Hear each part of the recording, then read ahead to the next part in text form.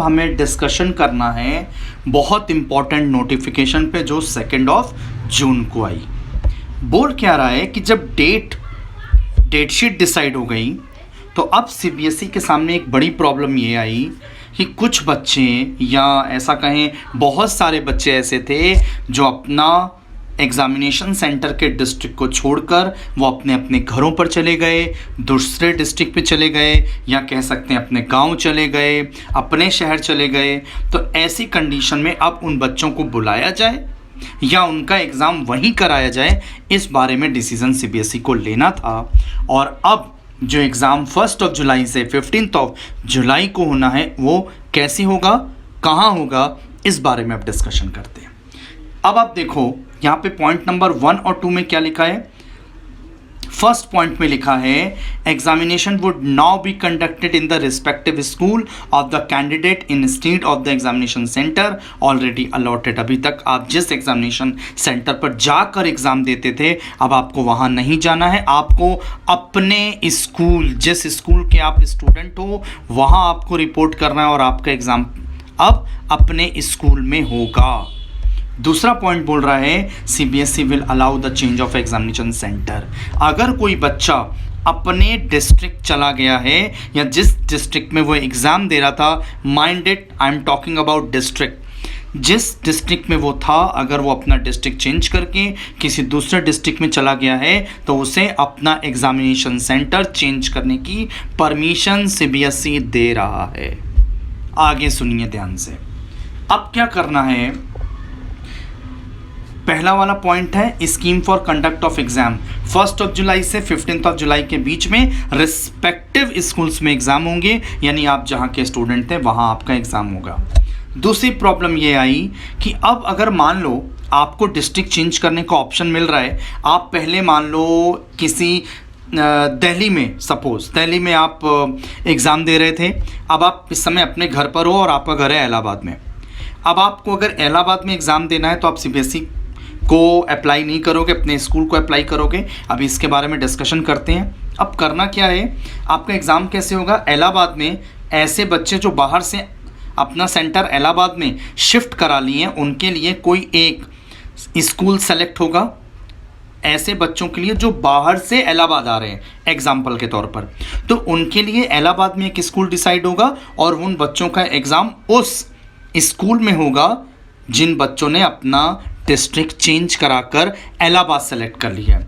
ऐसे ही मान लो अगर आपने कोई और डिस्ट्रिक्ट सेलेक्ट किया है तो आपका उस डिस्ट्रिक्ट में एक स्कूल ऐसा होगा जिसमें उन सारे बच्चों का एग्ज़ाम होगा जिन्होंने डिस्ट्रिक्ट चेंज करा के वो डिस्ट्रिक्ट को सेलेक्ट किया है। इसके बाद कौन कौन बच्चा अपना डिस्ट्रिक्ट चेंज कराने के लिए एप्लीकेशन दे सकता है। पहली सबसे इंपॉर्टेंट बात, आपको एप्लीकेशन अपने स्कूल को देनी है। जिस स्कूल में आप एग्ज़ाम दे रहे थे वहाँ से आपका कोई कनेक्शन नहीं है। आप अपने स्कूल में अगर आपको डिस्ट्रिक्ट चेंज करानी है तो आप एप्लीकेशन किसको फॉरवर्ड करोगे, अपने स्कूल को जहाँ से आप रजिस्टर्ड हो। और अगर आपने कोई एप्लीकेशन नहीं दी तो क्या होगा, आपका उसी स्कूल में एग्ज़ाम होगा जिस स्कूल के आप स्टूडेंट रहे हो।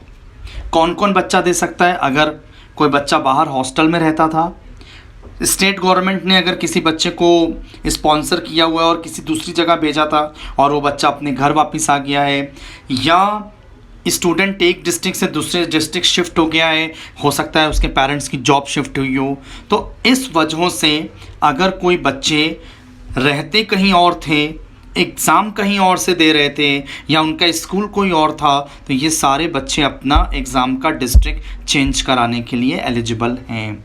प्राइवेट कैंडिडेट के बारे में, private candidate who have shifted from their district of examination centre to home district in India can also make a request to the change in the examination centre. Private candidate के साथ भी same rule है कि अगर वो exam कहीं और दे रहे थे, अब अगर वो due to lockdown, in between lockdown अगर वो अपने डिस्ट्रिक्ट कहीं दूसरी जगह चले गए हैं तो वो भी अपना डिस्ट्रिक्ट चेंज करा सकते हैं और जहां वो अभी हैं वहां पर एग्ज़ाम दे सकते हैं।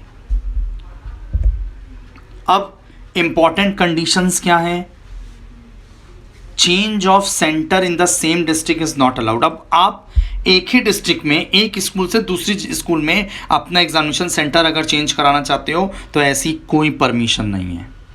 दूसरी बात, NCT of Delhi will be consider as one district for the purpose. अब हो सकता है कि दिल्ली के बहुत सारे पार्ट हों, ईस्ट दिल्ली, नॉर्थ दिल्ली। अब इस पर्पस से, इस एग्जामिनेशन सेंटर के पर्पस से दिल्ली को एक माना जाएगा, उसे कई पार्ट में हम कंसीडर नहीं करेंगे। फिर बोल रहा है change of examination centre will be allowed only in the district in which applicant has shifted to and in which CBSE is having an affiliated school, provided in case of a student is presently staying in a district in which there is no CBSE affiliated school and examination center is neighboring district। अब बोल रहा है आप किसी भी district में समय रह रहे हो, आप अपना सेंटर चेंज करा सकते हो। कंडीशन ये है कि आप जिस डिस्ट्रिक्ट में अपना एग्ज़ाम देना चाहते हो वहाँ पर CBSE का एफिलेटेड स्कूल होना चाहिए।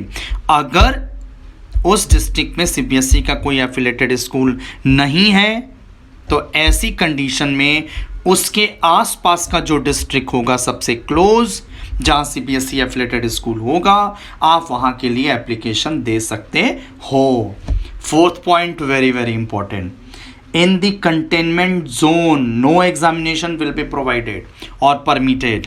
कह रहा है जो डिस्ट्रिक्ट में कंटेनमेंट जोन है, जिन्हें बंद कर दिया गया है, हॉट स्पॉट घोषित कर दिया गया है, जहाँ पे आना जाना बंद है, उस जगह पर अगर कोई स्कूल पढ़ रहा होगा तो वहाँ पर एग्ज़ाम अलाउ नहीं है। एक बात और बोली CBSE ने कि मान लो एग्ज़ाम होने की डेट तक अभी कोई ऐसा एरिया है जहाँ पर आपको एग्जामिनेशन सेंटर दे दिया गया जो अभी कंटेनमेंट जोन नहीं है, लेकिन मान लो एग्जामिनेशन डेट आने तक अगर वो कंटेनमेंट जोन हो गया तो क्या होगा?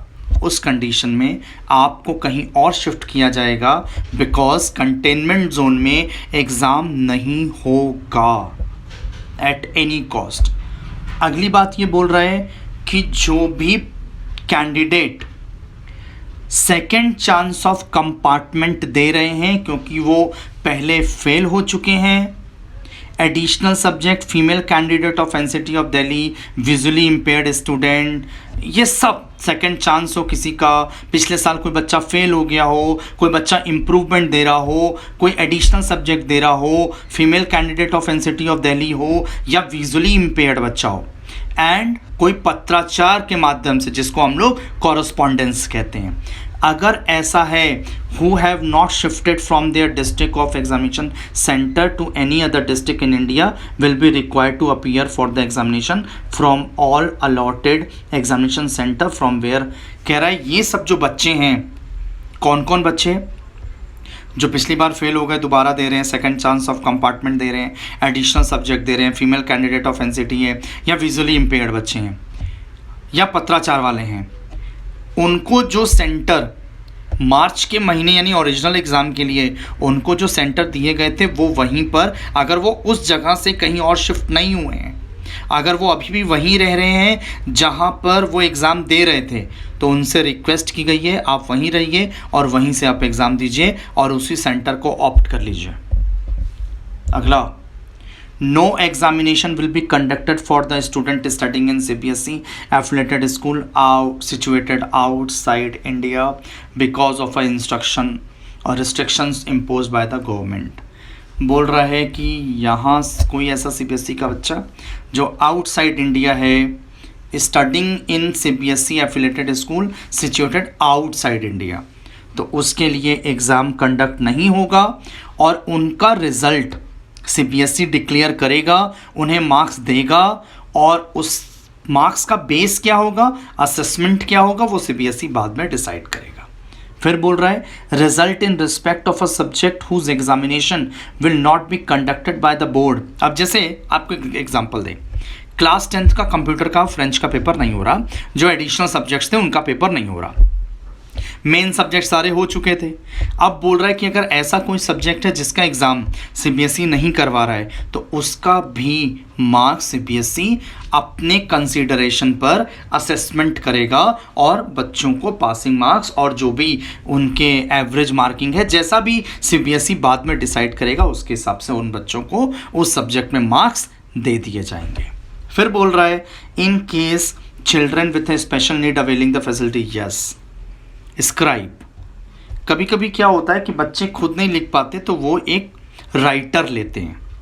कह रहा है कि राइटर वाले केस में वो बच्चा चाहे तो अपना एग्ज़ाम स्किप कर सकता है। क्यों?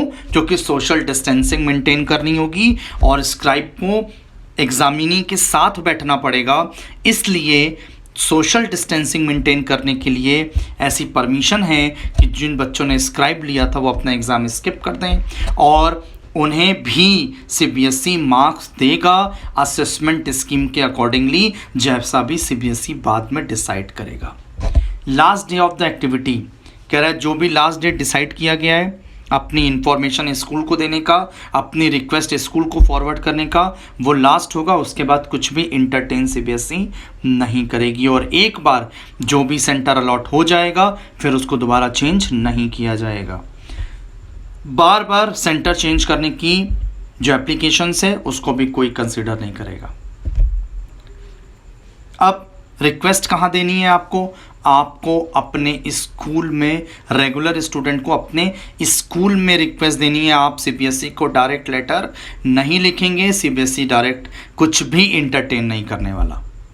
बाकी की इंफॉर्मेशन स्कूल से रिलेटेड है, स्कूल्स को कैसे अपलोड करना है। और आगे बढ़ रहे हैं, अब एक पॉइंट और देख लीजिए, पॉइंट नंबर 10, वेरी इंपॉर्टेंट। कुछ ऐसे इंडिया में डिस्ट्रिक्ट हैं जहाँ पर सीबीएसई एफिलेटेड स्कूल्स नहीं हैं। स्टेट का नाम आप देख रहे हो लेफ्ट हैंड साइड में, आसाम, गुजरात, जम्मू एंड कश्मीर, मणिपुर, मेघालय, मिजोरम, नागालैंड और तमिलनाडु, और डिस्ट्रिक्ट आपके राइट हैंड साइड में बॉक्स में दिए हुए हैं। इन सारे डिस्ट्रिक्ट को आप देख लो। अगर आप ऐसे किसी डिस्ट्रिक्ट में हो तो very sorry to inform you, यहाँ पर सीबीएसई एफिलेटेड स्कूल नहीं है, इसलिए आपको इसके नियर बाय में जो भी सीबीएसई एफिलेटेड स्कूल होगा किसी दूसरे डिस्ट्रिक्ट में, अब इस डिस्ट्रिक्ट में नहीं है तो इसके नियर बाय जो भी डिस्ट्रिक्ट होगा वहाँ पर अगर सीबीएसई एफिलेटेड स्कूल है तो आपको वहाँ के लिए रिक्वेस्ट देनी पड़ेगी और सीबीएसई आपको वहाँ पर शिफ्ट कर देगा। यही पॉइंट नंबर 11 में लिखा हुआ है। फिर बोल रहा है no request for change of examination centre should be send to the CBSE directly. ये ऑलरेडी हम लोग डिस्कस कर चुके हैं। Student who may have a request CBSE to change their, अगर आपने गलती से सीबीएसई को लेटर भेज दिया है तो आप अपने स्कूल को दोबारा कम्युनिकेट करिए, आपको वहाँ पर देना पड़ेगा। CBSE will communicate to school about that is, अब इस आपका सेंटर चेंज हुआ है, इसकी इन्फॉर्मेशन आपको नहीं आपके स्कूल को दी जाएगी। और आप एक एप्लीकेशन होता है, मोबाइल ऐप है, CBSE examination centre locator ECL, Android app पर मैंने देखा था, आप वहाँ से देख सकते हो। सीबीएसई ECL, वो उसको डाउनलोड कर लोगे तो आपको पता चल जाएगा कि आपका एग्जामिनेशन सेंटर कहाँ अलॉट किया गया। फिर बोल रहा है कि आपको कैसे पहुंचना है। Candidate shall have to carry a print out of a permission letter, आपको डिस्ट्रिक्ट चेंज करने की परमिशन मिल गई, आपको परमिशन लेटर मिलेगा और परमिशन लेटर अपने एडमिट कार्ड के साथ और प्लस स्कूल का आइडेंटिटी कार्ड, ये 3 चीज़ें आपको अपने साथ लेकर एग्जामिनेशन सेंटर पर जानी है। क्या क्या? पहला परमिशन लेटर, दूसरा पुराना एडमिट कार्ड, तीसरा स्कूल का आइडेंटिटी कार्ड। प्राइवेट कैंडिडेट के लिए क्या है? प्राइवेट कैंडिडेट वाली सब चीज़ें वही हैं। Candidate appearing second chance of compartment, पिछले साल फेल हो गए थे, इम्प्रूवमेंट दे रहे हैं, एडिशनल सब्जेक्ट का एग्ज़ाम दे रहे हैं।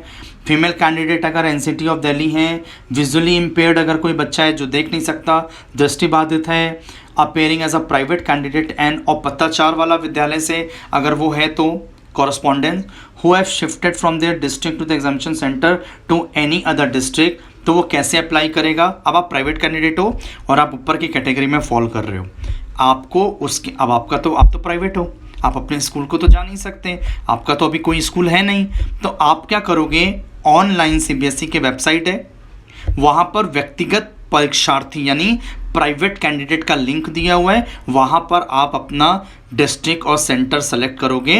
डिस्ट्रिक्ट आपको सेलेक्ट करना है जहाँ पर आप अपना सेंटर चेंज कराना चाहते हो। इसके बाद अगर कोई स्टूडेंट कंट्री के बाहर रहता है तो उसका क्या होगा? Candidate who were staying in India and have shifted to other country, if they so desire can appear। अगर आप इंडिया में पढ़ते थे लेकिन अभी आप कंट्री से बाहर चले गए हो, तो आप अगर इंडिया में वापस आकर अगर एग्ज़ाम देना चाहते हो किसी सेंटर से, तो यू आर मोस्ट वेलकम, आप ऐसा कर सकते हो। These candidates will also make a request to their own school। इनको भी वही करना है, अपने स्कूल को रिक्वेस्ट भेजनी है। No examination in other country. अब आपकी कंट्री में जाकर या CBSE एफिलेटेड स्कूल जो इंडिया के बाहर है वहाँ पर कोई एग्ज़ाम नहीं होगा। आप अपना एग्जामिनेशन सेंटर कैसे देख सकते हो? मान लो आपने अपना एग्जामिनेशन सेंटर चेंज कराया है, स्कूल को एप्लीकेशन दी है, तो आप 20 जून के बाद एंड्रॉयड ऐप इंस्टॉल करके, कौन सी? जो अभी अभी मैंने आपको बोला cbse.ecl, ये अभी एप्लीकेशन का लिंक मैं आपको डिस्क्रिप्शन बॉक्स में दे दूंगा। आप वहाँ से एप्लीकेशन इंस्टॉल करके आप देख सकते हो कि आपका एग्जामिनेशन सेंटर जो आपका डिज़ायर्ड था, जिसके लिए आपने एप्लीकेशन दी थी, वो चेंज हुआ कि नहीं हुआ। और लास्ट में बोल रहा है कि अगर कोई भी प्रॉब्लम होती है तो CBSE का हेल्पलाइन नंबर है 1800118002।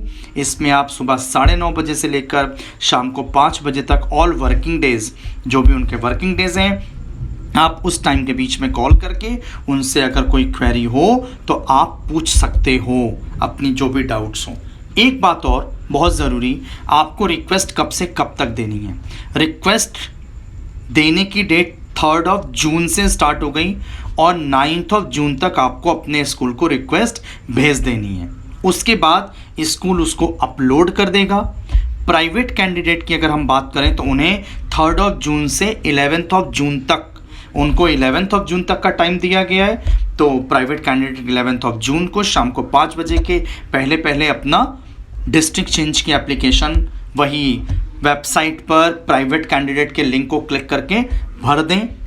इसके बाद आप, अभी मैंने आपको बताया कि जो आपको परमिशन लेटर है वो आपका स्कूल देगा अगर आप रेगुलर कैंडिडेट हैं तो, और अगर इन केस अगर आप प्राइवेट कैंडिडेट हैं तो आप वेबसाइट से परमिशन लेटर डाउनलोड करेंगे 20 जून तक, यानी 16 तारीख से 20 तारीख के बीच में प्राइवेट कैंडिडेट वेबसाइट से अपना डाउनलोड कर सकते हैं।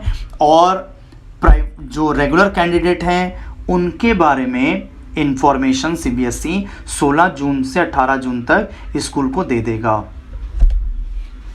इसके बाद लास्ट बोल रहा है स्कूल टू डाउनलोड। उसके बाद स्कूल आपका वो परमिशन लेटर 16 जून तक डाउनलोड कर लेगा और उसके बाद आपको स्कूल कम्युनिकेट करके देगा। और जो मोबाइल ऐप है, मोबाइल ऐप पर अपना सेंटर आप कब से देख सकते हो? 20 जून से। अब आपके दिमाग में डाउट आ रहा होगा कि 16 तारीख को अगर स्कूल को इन्फॉर्म कर दिया गया तो आपको 20 तारीख तक क्यों बोला जा रहा है? वो इसलिए कि हो सकता है कि उसमें अगर कोई मिस्टेक हो, जो 16 तारीख को स्कूल को इन्फॉर्म किया गया, अगर उसमें कोई मिस्टेक होगी तो 1-2 दिन CBSE हमेशा अपने पास हैंड में रखता है ताकि कोई भी करेक्शंस करने हो तो CBSE पहले कर ले। और आपको मोबाइल ऐप पर CBSE ECL जो एप्लीकेशन है, एग्जामिनेशन सेंटर लोकेटर, उस पर वो 20 तारीख से दिखाई देना स्टार्ट हो जाएगा। वीडियो काफ़ी लंबा था बट आई एम श्योर कि आपको आपके एग्जामिनेशन से रिलेटेड, आप क्लास 12th में हो चाहे 12th में हो, आपको सारी इन्फॉर्मेशन मिल गई होगी।